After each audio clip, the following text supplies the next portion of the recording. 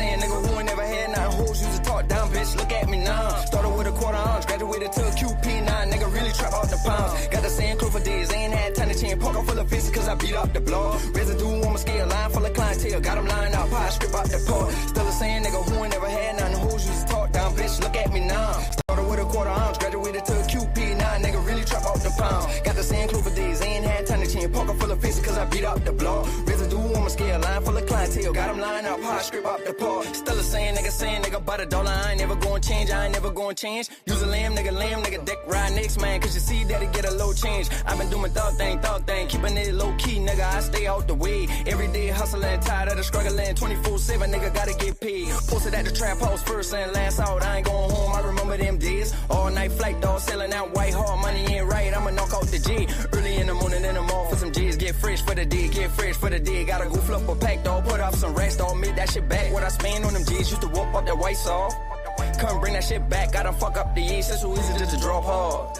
I get straight, rock the shit off, flip the 28, skirt, that's a double whoop. 28 to 56, knock at the door, fiends fetching for another hood. Cell phone ring cap, calling for another zip. Weigh it up, bag it up, gotta take another trip. Still the same nigga who ain't never had nothing. Hoes used to talk down, bitch, look at me now. Started with a quarter ounce, graduated to a QP9. Nigga really trap out the pounds. Got the same crew for days, ain't had time to change. Poker full of faces cause I beat up the block. Residue on my scale, line full of clientele. Got them lined up, pie strip out the pot. Still the same nigga who ain't never had nothing. Hoes used to talk down, bitch, look at me now. Started with a quarter ounce, graduated to a QP9. Nigga really trap out the pounds. Got the same crew for days, ain't had time to change. Poker full of faces cause I beat up the block. Residue on my scale, line full of clientele. Got them lined up, pie strip out the pot. Still the same nigga. Bitch, look at me now. Nah, nigga really trap out the pounds. Poker full of faces cause I beat up the block. Got them lined up, high script out the pot. Bitch, look at me now. Nah, nigga really trap out the pounds. Poker full of faces cause I beat up the block.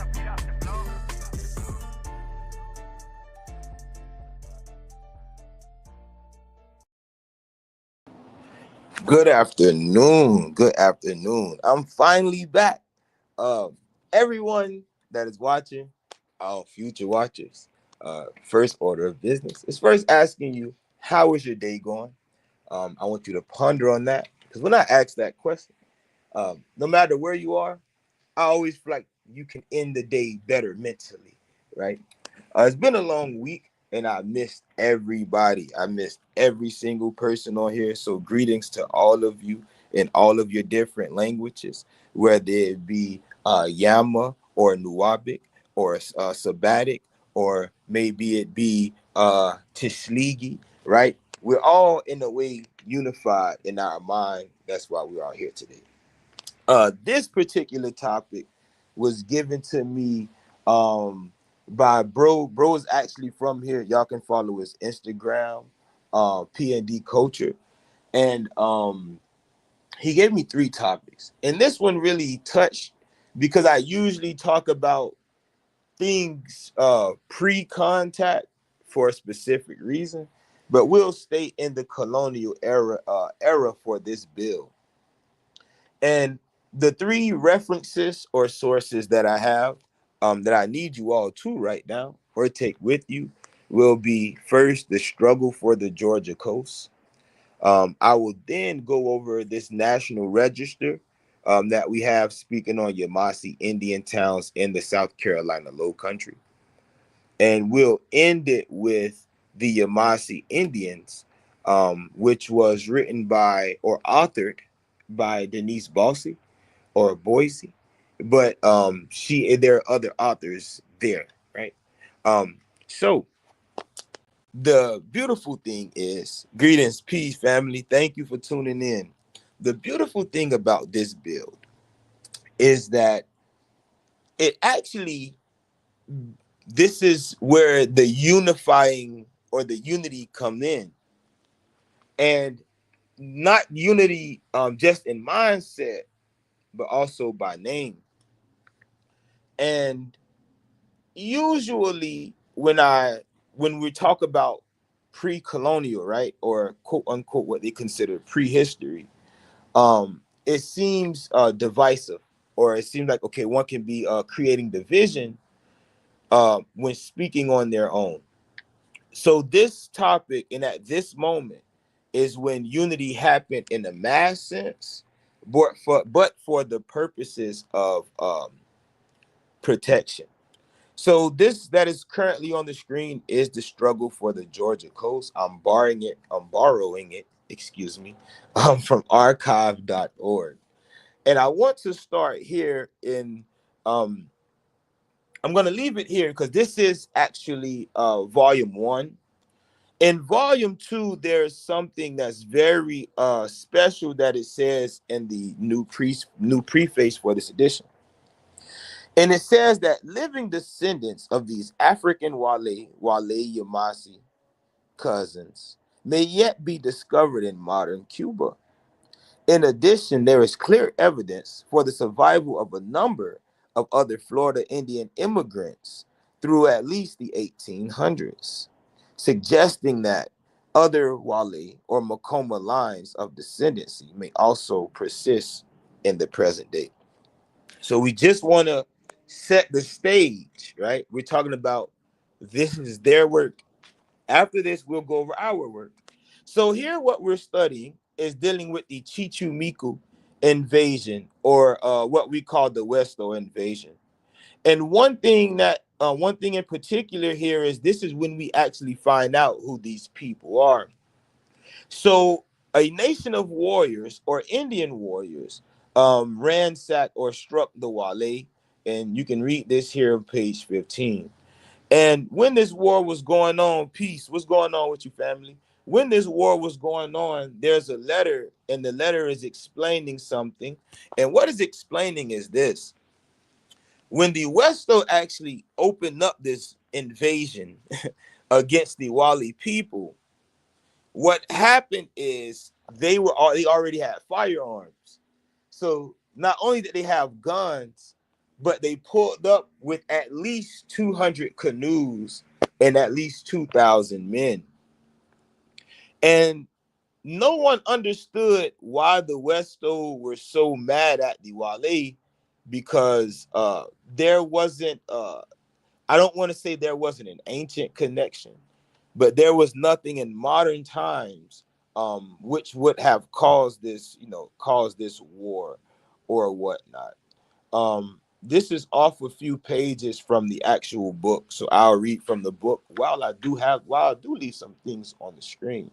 So with this war, the Chichimico, they began taking those or the people that they could back with them into the interior.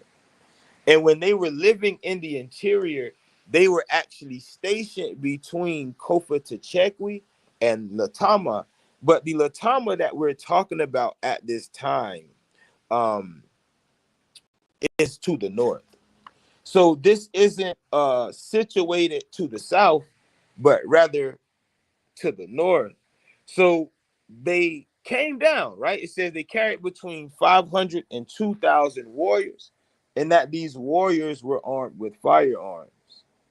And the way that when the Spanish found out about it, because this happened in about June, when they found out about it, they actually start sending, their majors to check out what was going on. So when they came amongst the town of people, they say, wait, so these people in this town were already slaughtered, basically, right? But you should go to Guadalquivir, and you shall settle there and find out what's really going on. So when he got there, he like, hold on, bro. They were attacked, but the people ran to Zapala. But while they ran to Zapala, the Spanish came across other Indians who told them, hey, them people are actually gearing up to go attack the Wale again. And this is what, September, this is June, no, excuse me, this is June. It's like June 1650. So this is early. And then you have another one in 1663, which is this second attack, right? We'll end up speaking on the one in the 1500s.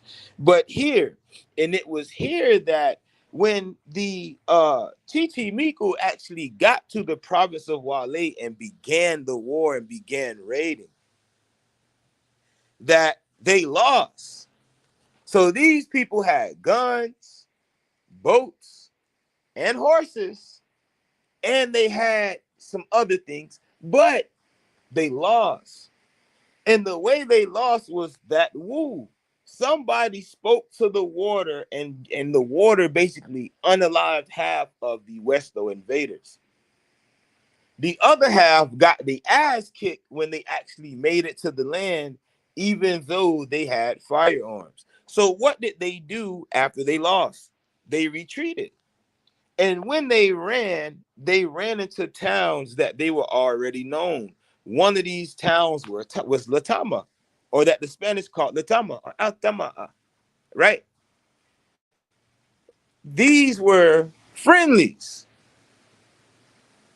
at a time because there was again a genetic connection between a lot of people who were originally Mississippians. What has to be understood is the Mississippian era was just breaking up.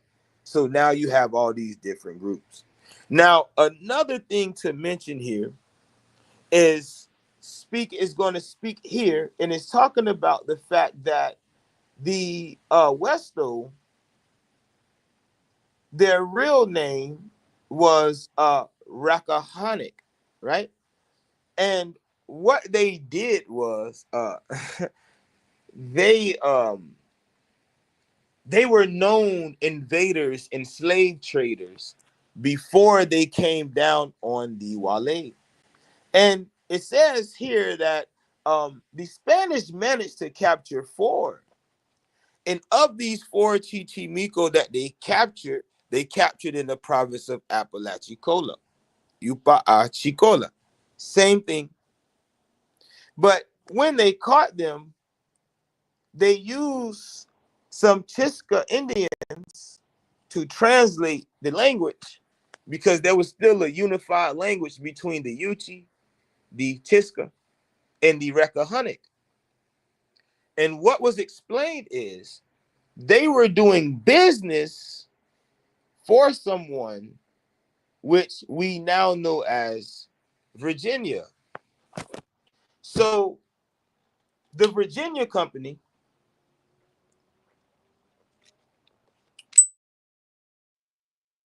hired other indigenous people, which it wasn't new on the land. De Soto had done it himself. But the Westo were hired invaders and enslavers. But what does this have to do with the Yamasee migration in the 1700s? This was the beginning of the forced migration. With this, right? With this forced migration, you have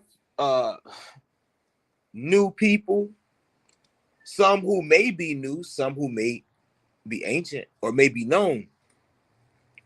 But then you have those like Kushida, who migrated with these other groups into the coastal lands. And as they migrated into these coastal lands, there began a new identity. And the thing is, with this new identity, it came at a price. What do I mean that it came at a price? There were a lot of people beginning to lose things that were originally there due to the fact that they would migrate out of their lands into more safer regions, which caused others to migrate into their places, technically replacing them on paper. So let's talk about the arrival of the Yamasee. And again, this is from their perspective. This is to educate you on the foundation, on how this goes. The intricate details you'll get later. Just vibe with us. We only 15 minutes in. So the arrival of the Yamasi. So it says, soon after the first assault of the Chichimiko upon the Wale, the coastal regions of modern Georgia, let me go up for you all. Let me go up for you all. Let me go up, let me go up, let me go up. Of modern Georgia and South Carolina were subject to yet another invasion. But this time, not by enemy warriors. The immigrants were pagan Indians who instead arrived as refugees, apparently fleeing the same or the very same type of depredations to which Wale had been subjected in the summer of 1661. So while Wale was fighting the Westo from 1650s to 1663, around 1661, the Westo get more firearms and they start to come down on different interior groups. Now, these groups didn't simply include any Timucuan groups, but there were also the Yama, those previously mentioned like Kowita, Kushida, the Kusa, right?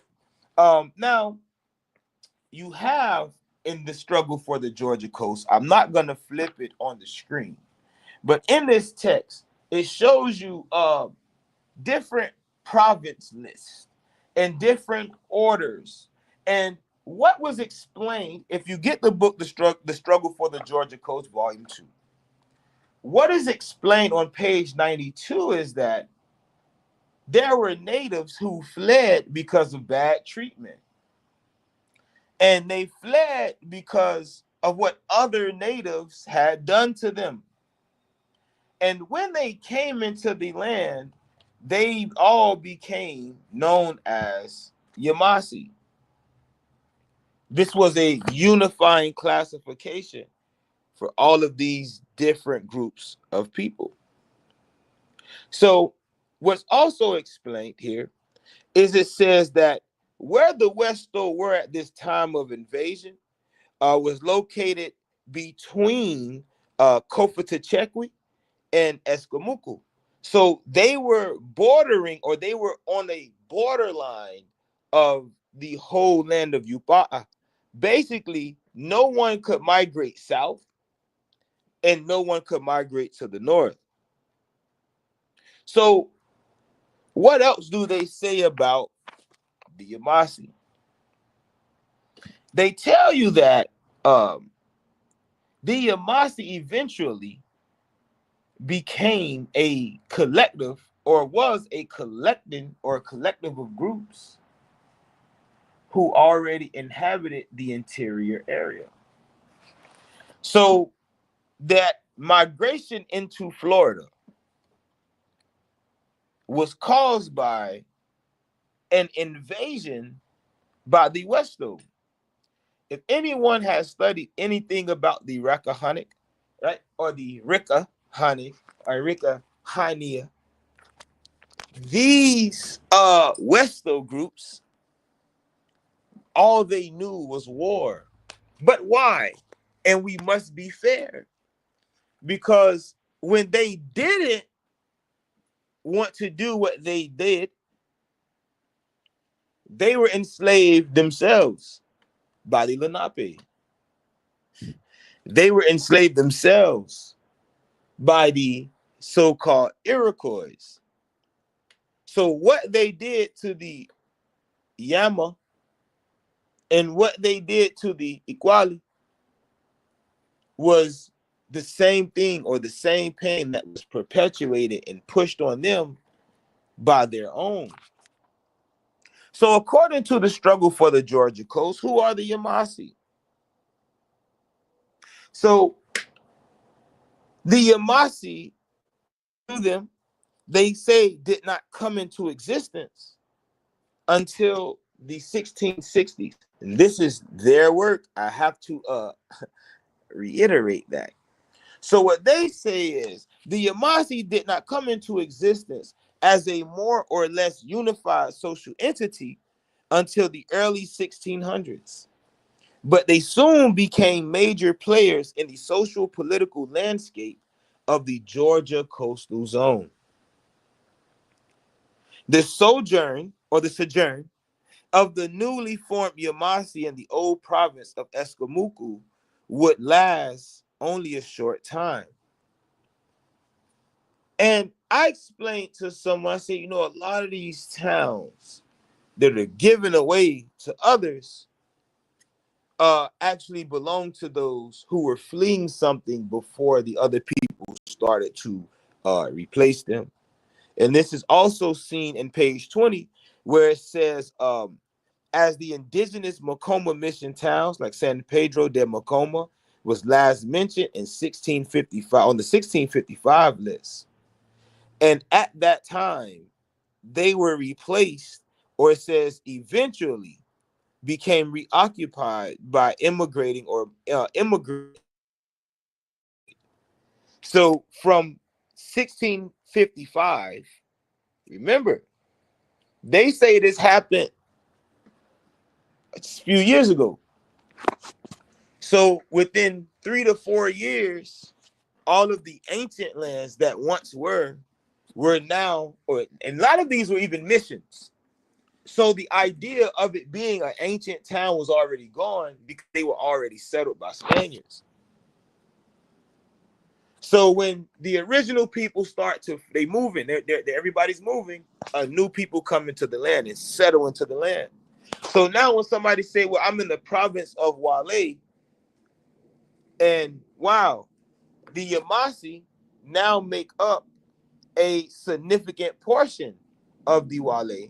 And we can go on page 21. We can read this on 21. So eventually they say, okay, well, the reason the Yamasee began to contribute to the Spanish labor draft for Wale and Macoma almost certainly relates to their increasing resettlement inside the territory of these two missions. So as these people are fleeing war, they're coming upon lands that were already fled, or already cleared out for them to resettle. This is the story. Now, we're going to move on from here and we'll jump back into the struggle for the Georgia coast. But we'll talk about,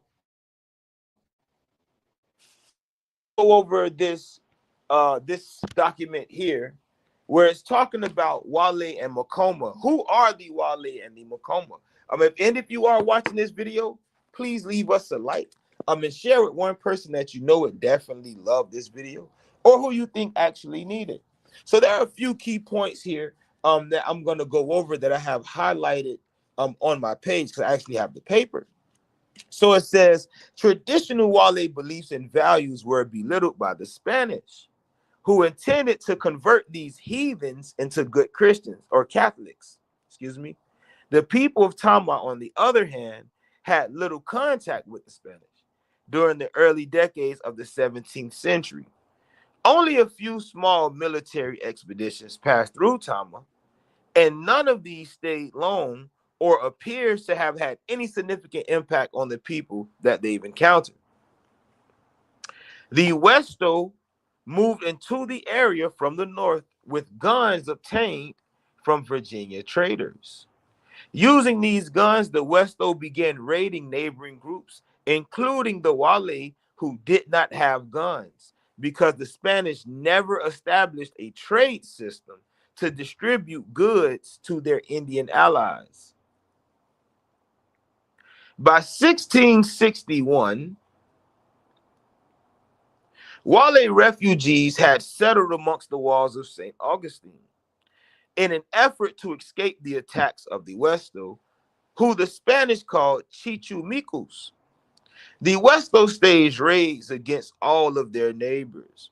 When the English arrived in 1670 to settle their new Carolina colony, the coastal Indians of that province professed great fear of the Westo, who were thought to be cannibalistic.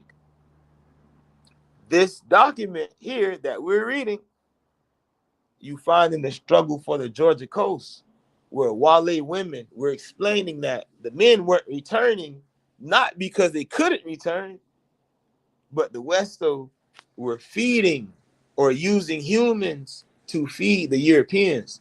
So Europeans been eating humans. This was trade. They were hungry.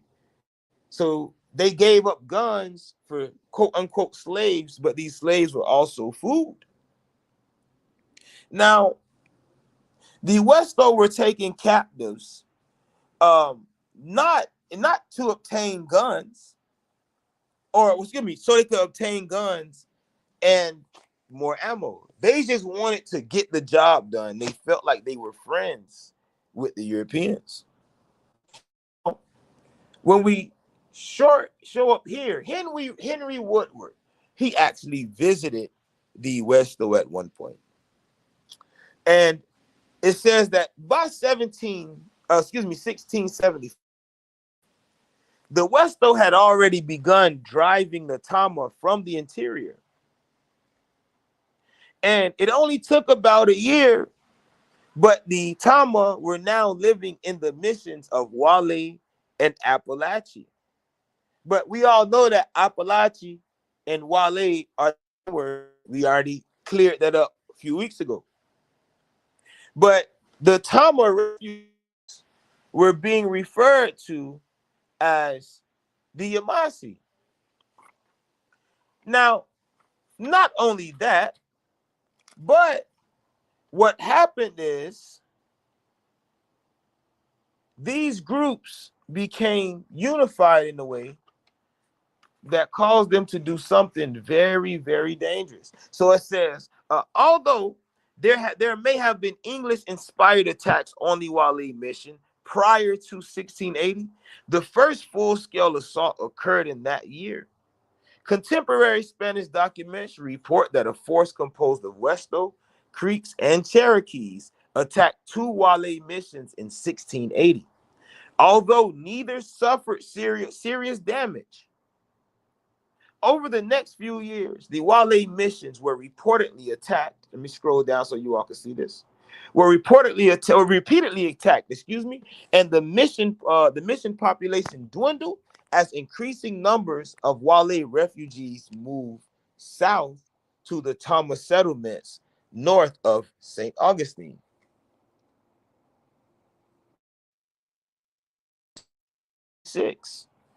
The Wale coast was totally abandoned. Refugees fled in several directions. Many sought refuge with the Yamasi, who were located just north of St. Augustine on Cumberland, Amelia, and Fort George Islands. Pause. Remember what we just spoke about. As the Wale began to move, the Yamasi began to settle these islands, or all these different groups. So these groups are together being called Yamasi. With all of these groups together being called Yamasi, so too would the Wale be called Yamasi, being a lot of them, or a majority, became what? A part of this confederation.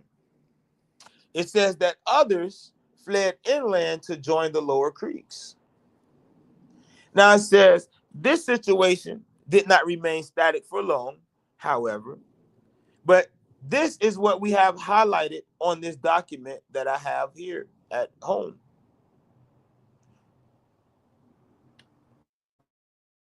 Neither the Wale nor the Tama, now called Yamasi, were satisfied with their treatment by the Spanish. Neither the Wale nor the Tama, now called Yamasi. So when you speak on or ask about the migration of the Yamasi into Florida, one has to know something very special. There were already a people in Florida that eventually became known as Yamasi. So that migration of people into Florida was a different group than that people that already inhabited that land and or migrated down where they had family already. So let's talk specialty, right? Let's talk specialty. So when they arrived, people had questions about the origins of these people, as because the English wrote the Wale as if they didn't exist. So it says these people included both Tama and Wale, and perhaps a few people of other tribes, but the Carolina traders and government referred to them all as Yamasi. The name Wale does not occur in the Carolina records in reference to any of these peoples, although it is certain that many of the Yamasi were of Wale origin. So what is this? What's going on? If you have a people who can provide another people with firearms and they go invade others, what they're going to do is begin to push people off of their land. Now, the dagger about this comment is I would like to ask the trading place of what? If you could answer in peace, Kasabo chiefdom, if you could answer that question, that'll put the cherry on top of this bill.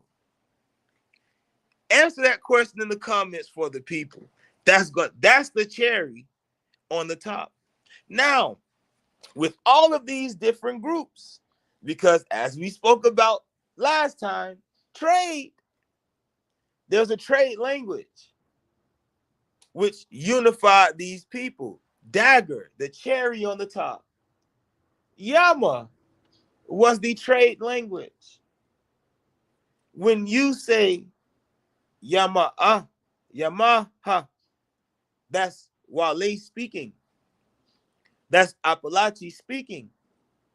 Because Ha, or the Siouans, right? The people who founded the Kasabo chiefdom, or what the Europeans called it, Kasabo, but we know what it was. They understood that language too. So Ha denotes the people at the end. Yupa'a, Igua'a, people of Zoya. That denotes a people, a person of, someone who's a descendant of something. So the Yamasi actually existed before the Europeans wrote that they were on the coast.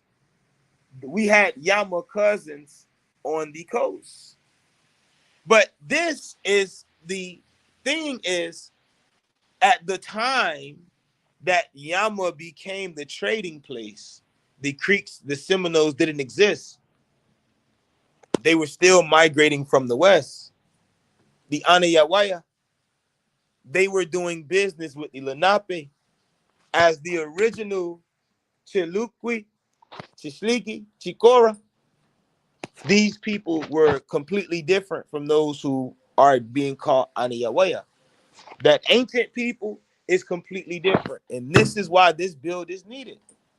Because when we open up the book, the Yamasi Indians, right? And this is chapter 2. Chapter 2 reads, Yamasi migrations into Makoma and Tamukwa. And something's very special here. It says, the Yamasi are a Native American group not often identified with Florida.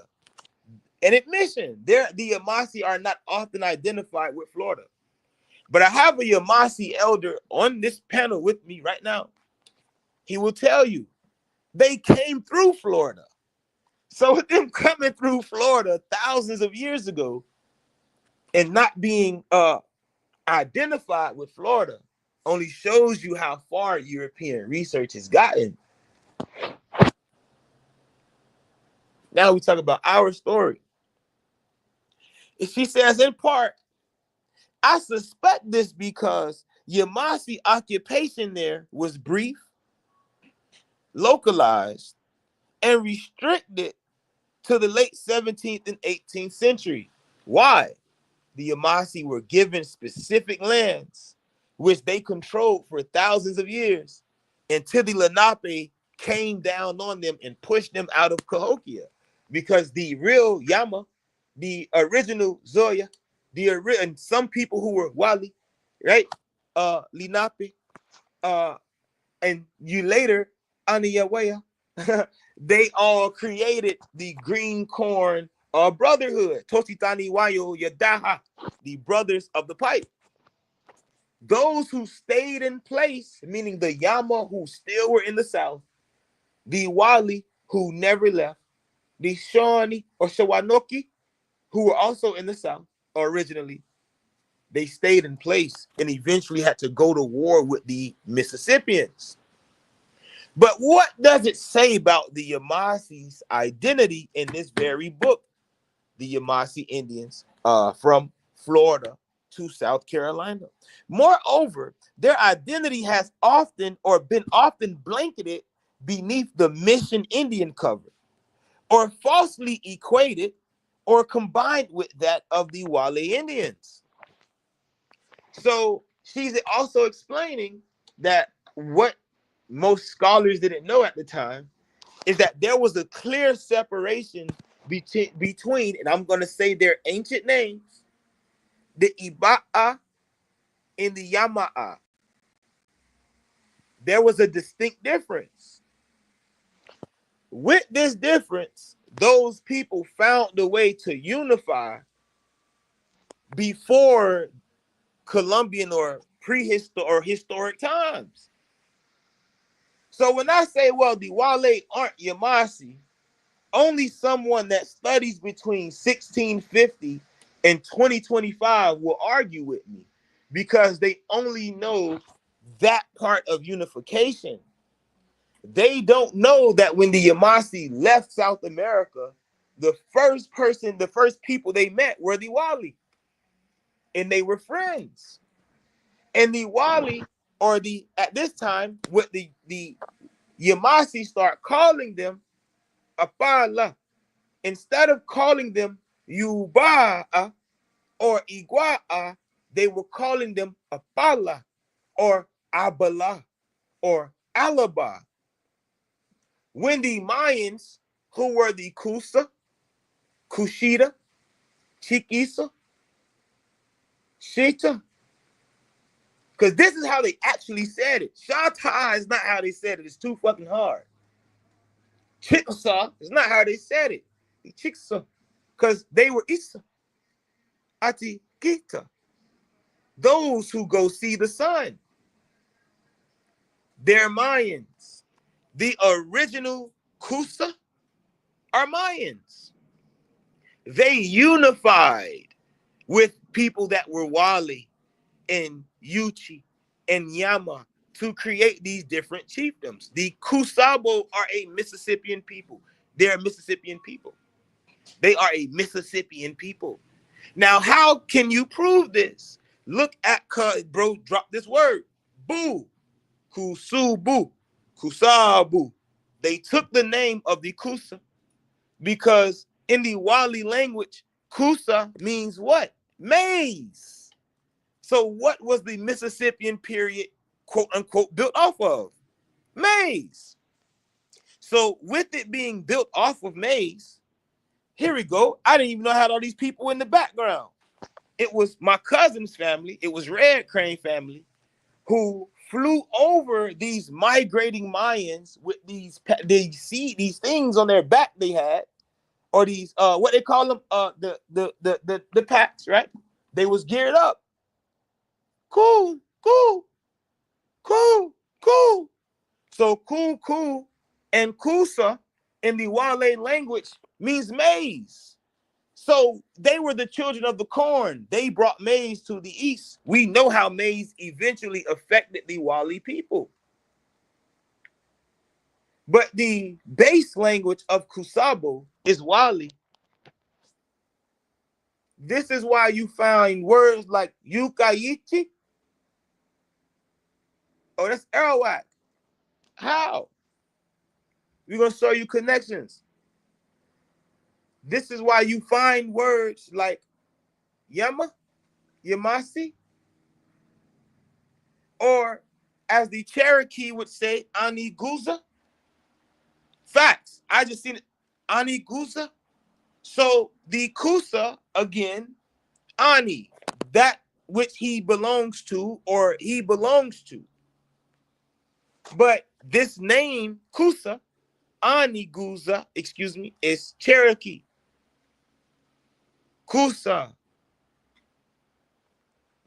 They migrated further south, from further south than people may want to think. Just listen to the word. When they got to Yellowstone, and Yellowstone erupted and blew up, they migrated to the east and began conquering these different groups of people. Those who were not conquered fled further to the coast amongst their own people and allowed the Muskogee, right, or now called Muspa, because this the dagger. That's truly where the word Kusa, Muspa. It was one group of people who lived in the northern barrier who controlled a whole mountain range. So those that you consider the Maya, or as he say, the Isa, right, are those who migrated. But the dagger is, you can't say Isa or Ishate without fucking saying Hichiti. Dagger. So it was the Hichiti speaking people that migrated over and then settled amongst these different lands. And then the Muspa came out of there following them. And the Muspa broke into different groups. One group of brothers split, and one became Chickasaw and one became Shatta. Chickasaw say, hey, I'm finna go this way. Shatta say, fuck that, I'm staying on the coast. Kushida said, hey, no, Chickasaw, don't leave me. I'm following after you. This is literally what these names mean. Kowita say, damn, where everybody else go? Why we got to be the last ones to get over there? In order for us to tell this story, we first got to master their word, and then we can tell ours. Because I'll be the first to tell you, the original Yama left out of South America and came through Florida, and they were sent to the north. They were sent to the north not because nobody wanted them in the south, but there had to be some type of provision, right? There had to be some type of, hey, look, it's people coming down on us from the north. Y'all are friendly people. Y'all more political people. So if y'all can go up there, maybe y'all can stop all the bullshit. And that's literally what they did. Because when they got to the north, and then the people came down, and I can't even call them, we're gonna call them by what they called themselves, Hogalugi, right? The real Ogeechee, the real Tiliquiwi, the real Tahoe Walewi, right? When they were pushed out, the Yama came in and settled and had to eat. So they say, fuck it, we got maize, we gonna celebrate, nigga, we got cocoa, we got everything y'all need, we got cotton, y'all don't have to come down with this bullshit. Y'all divide the north how y'all want. We gonna be the priest to make sure that y'all don't go down and fuck with the people in the south. The Yuchi said, wait, how y'all gonna be the priests when we are the priests? So the Yama said, fuck it, y'all could be priests too, but y'all gonna be distant priests. What does Yuchi mean? Distant, far away, those over there. You're gonna be a distant priest. This is why Yuchian is never a cracked fucking code, because it's a trade language. But whose language was they speaking? They were speaking Yama with Wale suffixes. So now you have a Kusabo. Uh-oh. And now you have an Appalachian, a Wale word with a Muskogee suffix, or Hichiti suffix, or Kusabo, a Wali word, or excuse me, a Isa word adopted by the Wali, but with the Wali suffix. Boo, bow, bow, boo, river, or Who? How? People. Our shit. Our shit. Our shit. So that word, this is not no book. This is coming off the dome. I wish this was a book. Speaking of book, my book is available now in paperback form for anyone who can't grab it in the hard copy. Today, only the book is $30. If you need the information, I'm going to drop the information in the comments so you can order yours. Just send me your name and your addy, and it'll be right out. Had to change the schedule, so I'm not sending any out this weekend. All books will be out next weekend. But if you get it today, the paperback copy is $30. All of this work, all of this that I'm speaking, you can find in my book, The Green Fire. The Green Fire, just like the Blue Fire, sold out of the country, right? This one actually touched 6 countries, as the Blue Fire touched 4. This is all off the dome. This is understanding. So with all of this going on, listen to this. With all of this going on, you now have the invasion or the war with Montezuma and the conquistadors. And here's a book that you can read this in: The Creek Indians, Myths and Legends. I'll give that to anybody, because anybody speaking that shit up out of there, I got questions, because the stories are told in English. But here it goes, right? They mentioned in Thomas Woodward wrote about this in the 1800s. He said, well, the Muskogee were known as the Moospa, and they're known today as the Creeks, but they were the army for the Aztecs, and they fought Cortez. But after they lost to Cortez, they began to migrate in a series of ways to the east, and they began to settle on all the major rivers where the original people were. So they asked him in the letter, who are the original people? He said, well, of course, the Ogeechee, the Yamacraw, and the Savannah. The Yuchi and the Shawnee are the people who were here in the southeast before you get a Chickasaw, Coweta, before you get a Coshita or a Coosa. If you go to Kolomoki Mound, if you go to Etowah, or you mounds, if you go to Okmulgee or Okmulgee Mounds, which is also the same word as Kolomoki again, they all tell you that the Creeks invaded these lands. The Mississippians invaded the original people. This is why they were called Mississippians, because they had to cross the Mississippi in order to get into a new land. Dagger. 77 million years ago, there's a fucking ocean. Now it makes sense why everybody on this side was called what? Wally. Those near the edge, those on the coast.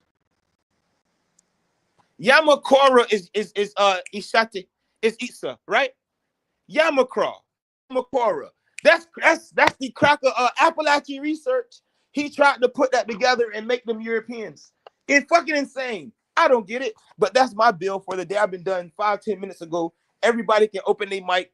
Let's free bill on these migrations and how Europeans tend to minimize the history of these indigenous people into their dates. So if y'all want to free up, y'all can bill with me. If not, I'll just run my shit. Anybody? Uncle Pa, you on here too? What's up, cuz? What's happening?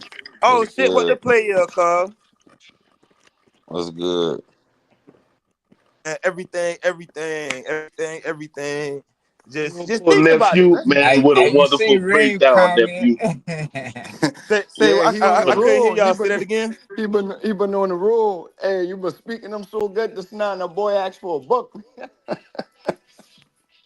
Boy said, what book? Hey, Boy said, what for book real this though. is? That should have me crying over here, man. What you say, Pa? I know I heard your voice. Yeah, nephew, man, with a wonderful breakdown, and I got my cousin and them, they listening to the show, you know what I'm saying? But yeah, man, that's a wonderful breakdown. People in them need to know this, and now we know who is who, and we know who the mountains belong to. You know what I'm saying? So Right. now they got some explaining to do. They got some Sir. explaining to do. Yes, sir. What you were saying, cuz? I know I heard your voice too. Oh, I was touching on what Reem said, and then but Paul right. Now we know now they know who the mounds belong to. Not they, but I mean the people in the chat know who the mounds belong to. Um, and then it also lets you know that when you said that the Mississippi was a ocean, pretty much it's a sea, yeah. So it was wide enough to be a sea before a certain period of time. And if you look at the map, it, those mounds was there prior to what we call today the formation of America.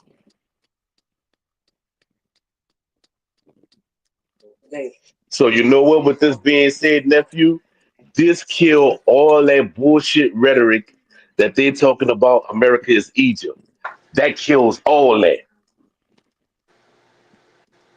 Oh, of course. I know they don't want me to do that bill no more. I don't even see why I was still talking about it. I to be That, honest, man. bro, that's all they, bro. Every day you get on the net, that's the first thing they view. But Why like they I don't said, holler? Why they don't holler when at the main one? And while they talking about ad, Mister, why they don't never approach me with that, man? you gotta get out there. You gotta get out there. You be in the sky, bro. You an overseer. Right. You feel me? You feel me, nigga? Big cat. I'm in the field, cuz. I'm, I'm in the field, so you know how that shit go, nigga. The voice. So being the voice they see, they're like, damn. I gotta. It's like cat fighting. You get what I'm saying? With them, Mm-hmm. so I ain't gonna get into that with them. Thank you for that, Auntie. Thank you for that. What we are gonna do is just properly educate ours, like you always do, like Pop Mm-hmm. Butt and Reem do, because the mounds are very important, right? The mounds are very important. But can somebody mute for me? Cause I don't want to. I can hear myself, and then just chime in when you feel me. But the mounds are very important, and what tends to happen is when you go to speaking crazy rhetoric, you're not only setting yourself back, but you're setting everybody else back. Let's see, we have a question. Ooh, everybody drop questions. That'll be cool. So it says, we got questions. What do you have to say about the Hebrew saying Muskogee spoke Hebrew? Hebrew is not even a Hebrew word, if that makes sense. So, of course not, right? Hey, Um, of I course speak not. Hebrew. But there are Hebrew words in Muskogee.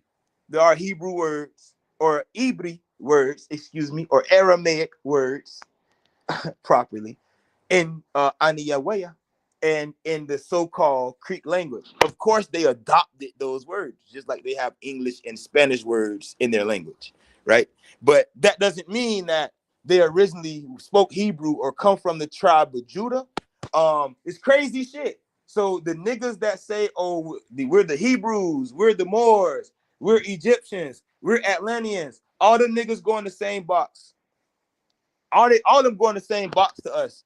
None of that deals with tribal information, right? Even though they may have those admixtures, that doesn't mean that for the tribe. Mound builders influenced ancient Egypt, though. Can we say that? Of course not, because they have people who influence that culture directly, known as the Nubi or the Nobi, the Nubians. So what about the pyramids in South Africa? Just fuck the pyramids in South Africa. Fuck the pyramids in Zimbabwe and Tanzania. That whole culture, fuck it. You feel me? Even though they migrated up the Nile, and landed in what we know as ancient Egypt. They ain't do shit in Egypt. It had to be an American nigga. I put that same thought in that box. Unfortunately, and that's not towards you. That's towards everybody who read Queen Mu and the Egyptian Sphinx and said that Prince Cal and Queen Mu taught the Egyptians. That's Augustus Lee plunging off the dome. Because Oh man. the first type of pyramids were here. That's also wrong. The first type of pyramids is the land. Those are mounds. Land. Here we go. Now we got everybody can open their mic. I think we're there.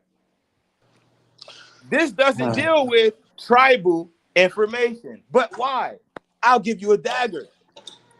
Can anyone in the chat provide me the word pyramid in a language that they speak, which is an indigenous language? They're going to say, damn, my language don't have pyramid in it. Because that wasn't a pyramid. It's a mound. It has a real symbolic meaning. Even to think that all mounds are pyramid-like structures is incorrect. He said the first types of pyramids existed here, though, called step mounds. That's wrong also. Because didn't you come out your mother's womb before you got to the earth to even create a fucking step mound? Dagger. Didn't you have to grow out of the cosmic egg? And as Unc always point out, Ra was born from what? The primordial mound. So these things are older than us. They're older than what we can comprehend. But what we do is chalk them up to European dates and time periods. We don't concern ourselves, and I notice I'm putting myself in that position. We don't concern ourselves with what's going on in Egypt today or what's going on in Nubia today. Whatever they say about those pyramids don't matter. We taught them. So why in the fuck are they still building pyramids in Africa today, like in Ghana?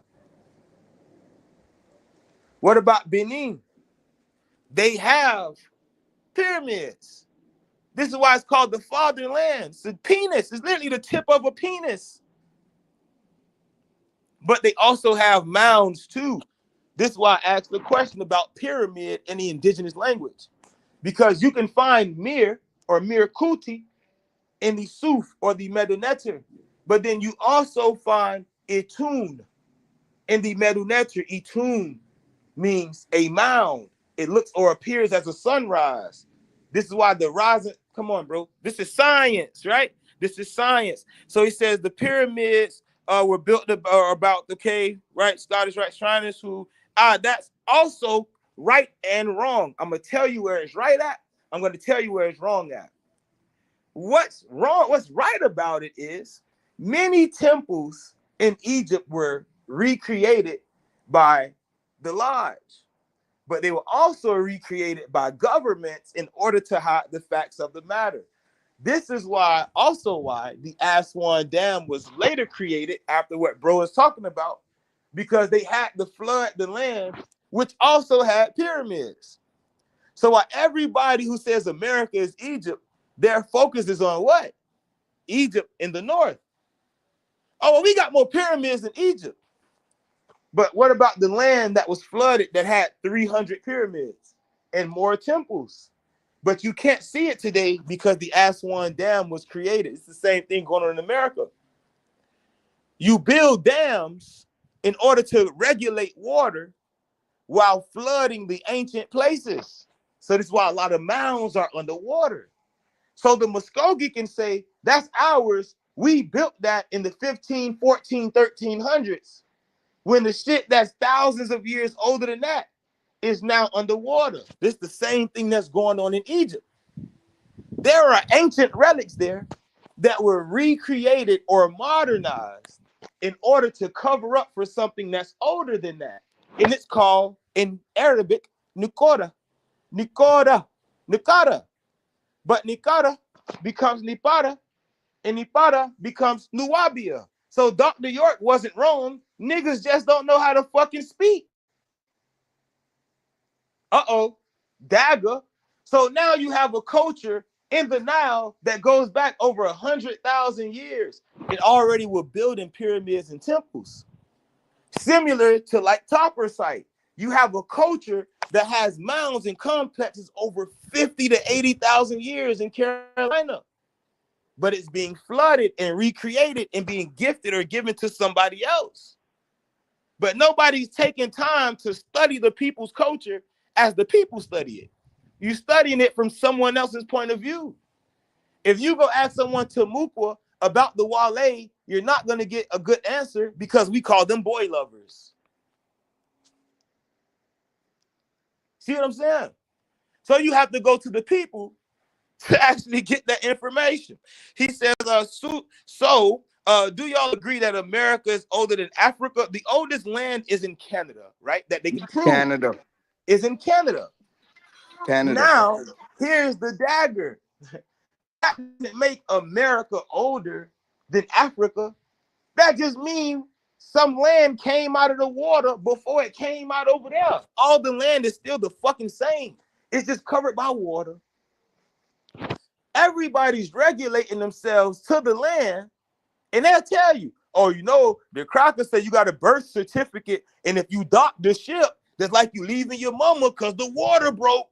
So now you do this and do that, and now you on the land. So the water, the maritime law, all of this shit, but ain't nobody talking about how the creation stories are literally explaining your physical body coming out of the water. Everybody want to regulate themselves to the land or to the body. This is why niggas get stuck when they die. So stuck on the physical, you stuck on the land. You ain't trying to get to the waters above. You came from that which was below and got stuck in the middle and became vapor, ghost, six ether, what they call it, right? Gas. Some shit that ain't supposed to be here, but I can see. Why? Because you stuck in the physical. Which land is older? It really doesn't matter. What matters is the work that you do with these people. How can you make connections with these people to better your life and theirs? How can you unify your family and take that and grow it into something greater, as opposed to, America got to be Egypt. But if America not Egypt, the Americans taught the Egyptians. Nobody's talking about the Nubians. And we all know why. Because if you talk about the Nubians, you're eventually going to have to say, right? If you talk about the Khoi and the Twa, you eventually going to have to say, so you don't deal with Nubia, you only deal with Egypt. Shit is fucking crazy, right? Shit is crazy. Shit is crazy. So he says, we're multi-dimensional beings for sure. You don't usually hear American Indian historians talking about that and making that connection. I respect that. Hey, but if they are that, right, and you get around them, they will. Because everybody's, well, shit, we don't belong here. We spiritual beings. So why are we arguing about shit that's here? Instead of unifying with each other. Them people over there are going through just as much as everybody over here. But instead of saying, damn, for so long we were miseducated and told that all of us come from over there, we gonna learn our story and we gonna teach our story as it should be taught, without shitting on them or kicking them down by way of a European. See, when you read these books of these crackers, you gotta know who you dealing with. Augustus LaPlonge, niggas hate Masons. I want y'all to know this. Y'all notice that niggas hate Masons, but they'll go read Prince Mu and the Egyptian Sphinx as if it wasn't written by Oriental Freemason. Let's make this make sense. Did you know when Queen Mu and the Egyptian Sphinx, was written, did you know the author stated that, hey, we're going to pass the island of Lemuria, which is in the Atlantic Ocean. And Lemuria and Atlantis are the same place. He called it Mu. But later, niggas separate Mu and Atlantis. Nobody studying the origin of the shit. Nobody know that originally they were considered the same place. Number three, excuse me. We got the white boy Freemason. We have him making up places. Number three, did you know that Augustus Le Plongeon in the book Queen Mu and the Egyptian Sphinx said that he carried the spirit of Prince Gao or Chow, right? Or Go Wow. So many different dialects. Doesn't matter to me. Whichever one is your favorite, I'll speak it for you so you can understand. His wife, Alice Le Plongeon, was said to have carried the spirit of Queen Mu. So what you get by reading that book is there's a European who's writing about the Mayans who don't know shit about the Mayans, saying that he's a reincarnated Mayan chief, quote unquote. And his wife is Queen Mu. This is their love story. Negroes will take that book and look what I found in the book. America is the new world. What's his name? By Amenhotep Shavis or whatever. He also quoted that same book. So these are the games. These are the games. So somebody says, somebody told me that's where Muslim comes from, right? And this is the game. This is the Mu-ish game, or the Moorish game. I call them morons, right? Hey, it is what it is. It is what it is, cuz. Moorish, moron, same thing. For your head, man. Same thing, you feel me? But when we speak on language is what unifies people within that culture. So there are things that creates cultures.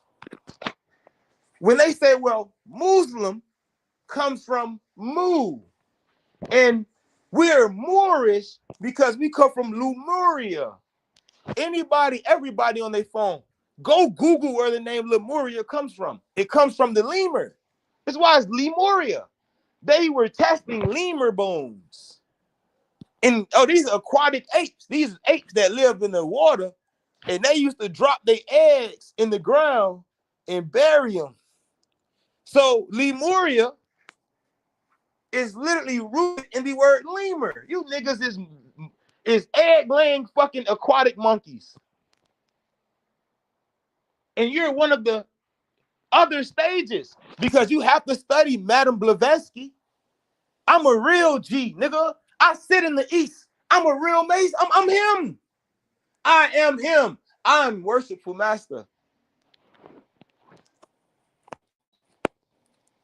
So the shit that y'all scared of, the shit I done went through when I was 20, 23, 24, 25.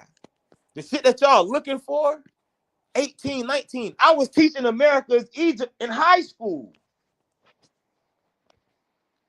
The same questions that people were asking, I was teaching that shit as a fact when I was 16 and 17 because I already knew the game. So when I came out of high school, I said, damn, I need some guidance to help me put this shit in order. Let me go see what the Nuwapians know, because they look smarter than the Israelites. And they fresher than the Moors. You feel me? So I ain't no Muslim, because nigga ain't finna tell me what I can and can't do and make me feel some type of way. So let me go see what they talking about, only to find out that shit's no different when it comes to mindset. Somebody's trying to unify people. So even though I feel how I feel about the Moors, even though I feel how I feel about different groups, somebody's trying to unify people. That's the great thing. But you have to unify them with the facts of the matter. Unifying them with bullshit is unifying them with the lie. Because there are people on here who will teach you some bullshit, and then you go teach it to your mama. You now technically an enemy to the family. You just brought some bullshit into the house. Anybody else want to talk? Because I can go all day. But anybody else want to chime in? You know what I'm saying? We can, right? We can. Anybody else want to chime in? We can. So it's on y'all. Yeah, nephew. Yeah, nephew. Nephew. Yo, Man, they better get ready, man, because all their lives is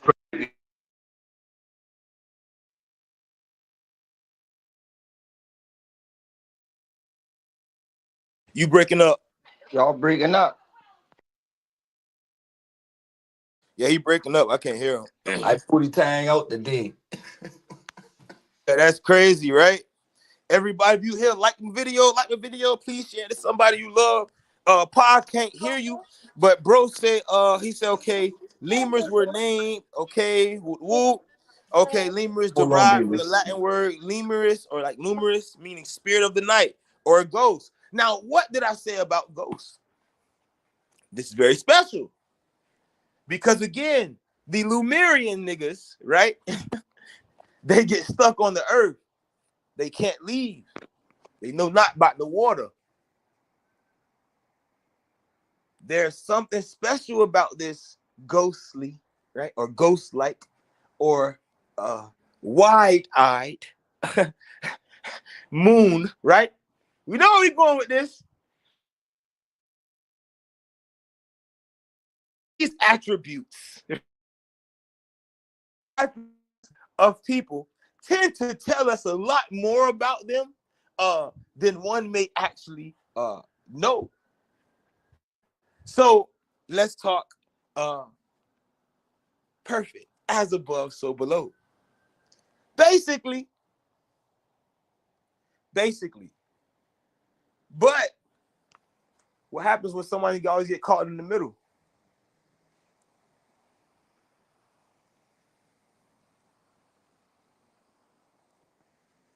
To get caught in the middle of this shit, right? Let me drop this screen. Um, to get caught in the middle. And what I mean by that is to get caught in the middle of all of this bullshit that's going on is gonna drown you.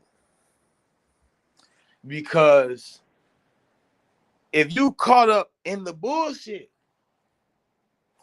you will never recognize what's right from what's wrong. You can only think about who's right and who's wrong. Not what's right and what's wrong. Who's right and who's wrong. That matters not.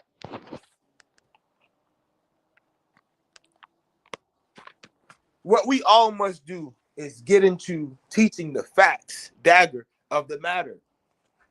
Truth is subjective. If you and I are watching a fight,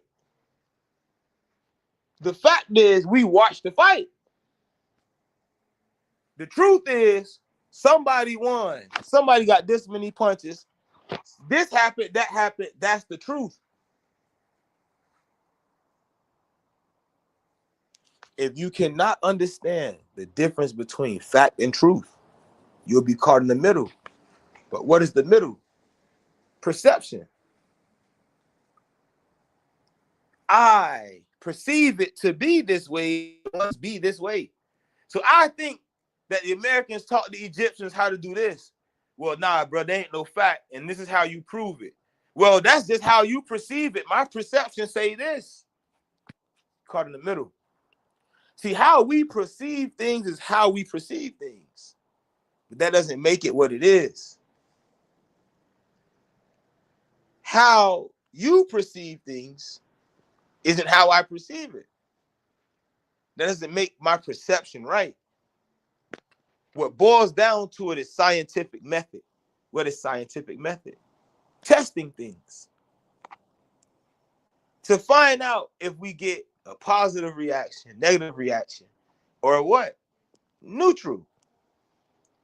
Things that we can put together and there's no chemical reaction, that we can see.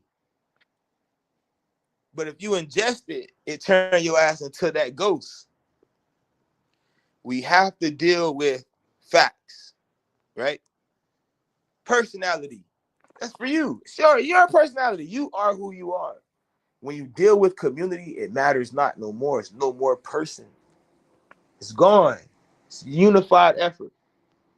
So when you hear me teach, I'm the voice of many people, or a voice, because I'm not the voice, but a voice of many people.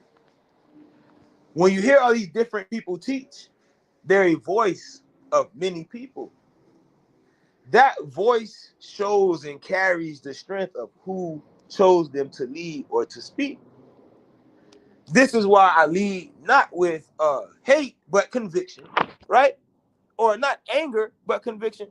Or you don't rule with, you have to rule with the iron fist. No, you just have to be honest.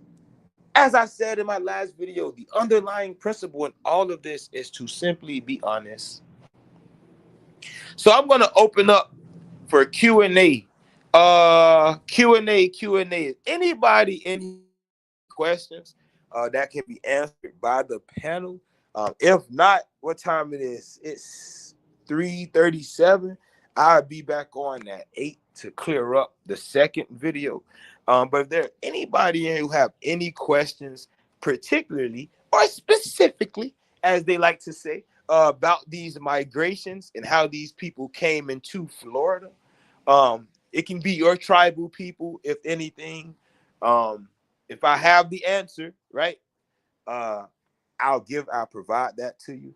If I don't have the answer, I'll definitely go looking for it. And 10 times out of 10, I'm actually find what the fuck is actually going on. So if you have any questions, please type those for me. If you don't have any questions, please leave a like and please come back to the video to drop me a random.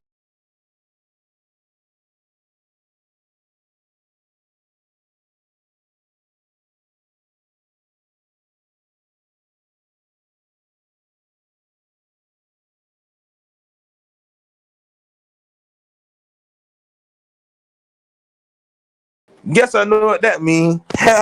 Yeah, I guess that means my time up, right? They kicked me. so So let's see. He says, elaborate Shit, more on that's the Escamuku. Remember, we had this conversation the other day. Okay, right. So to explain Escamuku, that's a Spanish term for a place which was considered or a part of Yuba, and eventually the Yama people or the Yamaha, uh eventually the Yamakra, right, or the Yamakora, um they basically migrated into that land and to Lahe and all of these different towns. So originally it was a part of the Union. It later became known as other people's stuff, but they are originally a part of the Union. Who is that? I need you to mute, please, please. So yeah, let's see. What about y'all though? Cuz Reem, you straight? You got anything you want to drop? Paul, you got anything you want to talk about before I No, end it? I ain't got nothing to drop right now, and I really about to go back and catch the front end of this video that is both. Okay, say less. What about you, Paul? You got something to tap in?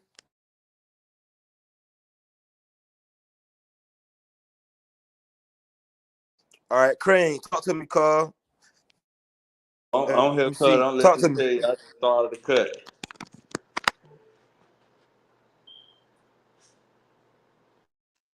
Okay, nephew, you okay. all like I already said, man. You already touched on it and everything. So if you hear me, nephew, Yeah, I got you. We listening.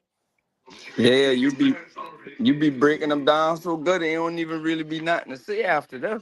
You be putting this shit down, bro. For sure, cuz. I can't wait to Did fucking you hear me, July, nephew? bro. Yeah, I got you. We listening. Damn, I can't Yeah, wait to you be. July. I'll end it on this note. I'll end with this question. He said, "So Esquimalt were formerly Wale people, basically."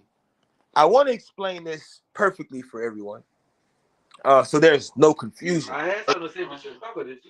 Wale in particular, excuse me, is one place, one town of these 400 different towns that made up the Union. But Wale is Spanish. So when the Spanish are mentioning Wale, they're not dealing with the original people per se. They're dealing with a group that they called Wale and denoted as the Wale. So I can't say that they're Wale, but I can tell you that they were Iba'a, right? That is that's the dagger. It's like saying, well, the Wale is like, nah, those are two different things. But there are Wali who are Gullah. There are people who are Gullah who have Wali ancestry. But to say that the Wali are the Gullah, or the Gullah are the Wali, or the Escamuku are Wali would be incorrect. The proper term used would be Iba'a. So while names can be flipped, right? Or as you doing here, like you change the E to a long E, so it becomes Wali, right? Not Wali. It becomes Wali or Wali. So that's what crackers do.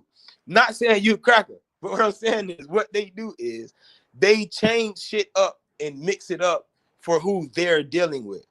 So while you may see dealing with one group and Igua'a dealing with another group, and Apala'a dealing with one group, and Yupa'a dealing with one group, though they are distinct groups, they are a part of the same union, right? So that's the overall connection was the union, but they were not the same people. That would be wrong. It would be wrong to say, well, the people of Blackwater are the people of Mudwater because they both are a part of the Confederacy. Uh, it'll be wrong to say, well, the Wolf Clan Wally and the Turtle Clan Wally, even though they stay in the same town, there can't be any relation. That's where that come in at. This is the same. If you say Yamasi, you including a lot of people, all who were not originally Yamasi. If you say Wali, you including a whole bunch of people who are Orde or Igua'a, because Wali or Orde is a person, Igua'a is nation, right? So perfect. This is again, that analogy you type is an analogy I used last week. Crip is a nation. But you, like I said, you got double O's, 10s, 20s, 30s, 40s, 50s, 60s, 80s. Damu, we got our nation. So the Damu family, then you got sex, money, murder, all of these different groups. But we Pyru. have our own constitution and bylaws. So that's union. What it would be wrong to say, since he blood, then he blood, they must be doing the same thing. Or they must be the same type because they got on red. But everybody blood type, everybody don't share blood type. That's how right? You're not my blood type. That idea is what I need people to walk with when understanding how clans, bands, tribes, nations, confederacies, and unions actually work. If you can't understand the difference between these, it's going to be a struggle because you're not going to understand what's actually going on. I end you all with this. You all continue to have the beautiful day that you're having. Y'all stuck with me for an hour and 24 minutes. That's time that I could never repay. But take time and not only repay yourself, but someone that you love. Again, the Green Fire is only $30 paperback. You can get that from me directly. You can find me on Instagram at Yeye Ibaha. That's YeyeiBaha. And get your copy. You're gonna need it because when July comes around, all tribal texts are being pulled offline. So The only book that'll be up is the Blue Fire. Everything else you will not be able to grab. The Twin Flame will be out next month, but you have to be tribally affiliated to receive that book. No problem. Thank you, and you are welcome. Right? But grab your text today. Do not wait the next week. And please, please, please, I'm gonna say this as nice as I can. Do not DM me what you're gonna do and what you plan on doing, because life happens. So if you tell me, hey, Friday, I'm gonna get the book, and I order the book, and I hit you like, hey, yo, and then you don't respond to me for 2 weeks, you best believe you get blocked, right? Because again, life happens. So I have to grab these things and get them in before these, I can get them out. Well, before I can do what I need to do to get them out. So make sure that everything is in order before you do it, because I don't want this to either hurt anyone's pockets. The packages are still the same. The packages are hard copy. They come with the beads, the stones, the incense, and all of that beautiful stuff. They're still $75. The book alone is still $60, the hardcover book, which is why we make the soft cover $30. If you read PDFs, again, today only, or we'll do a weekend. So this weekend only, the PDF would be a dub. $20 will get you the Green Fire PDF. And in that PDF, it comes with the copyright and all of that good stuff. So you can't send my stuff around.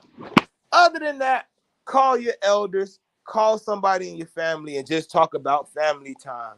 Set up a day to go sit with your cousins, or call your mom if you still have mom. Call your dad if you still have dad. Just call somebody and talk to your family. Much love, y'all.